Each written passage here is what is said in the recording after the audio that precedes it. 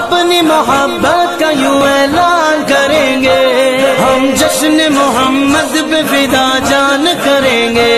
हम अपनी मोहब्बत का यूं ऐलान करेंगे, हम जश्न मोहम्मद पे फिदा जान करेंगे।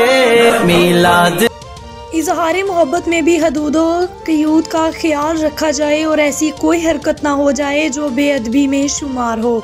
आप सल्लल्लाहु अलैहि वसल्लम की विलादत बासआदत माह रबीउल अव्वल में हुई और 40 साल के बाद आप सल्लल्लाहु अलैहि वसल्लम की बासत हुई और अहकामात का नज़ूल हुआ और ये रिश्ता मोमिनीन के लिए ख़ास है।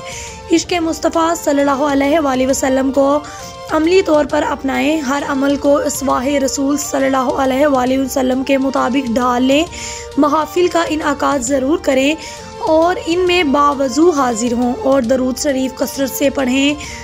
इन ख्यालात का इजहार अमीर अब्दुल कदीर ऐवान शेख सिलसिला नक्शबंदिया अवैसिया और सरबराह तंजीमुल अखवान पाकिस्तान ने जलसा बासआदत रहमतुल आलमीन और इश्क़ मुस्तफ़ा सल्लल्लाहु अलैहि वसल्लम मियानी बेरा के मौका पर सालिकीन की बड़ी तादाद से खिताब करते हुए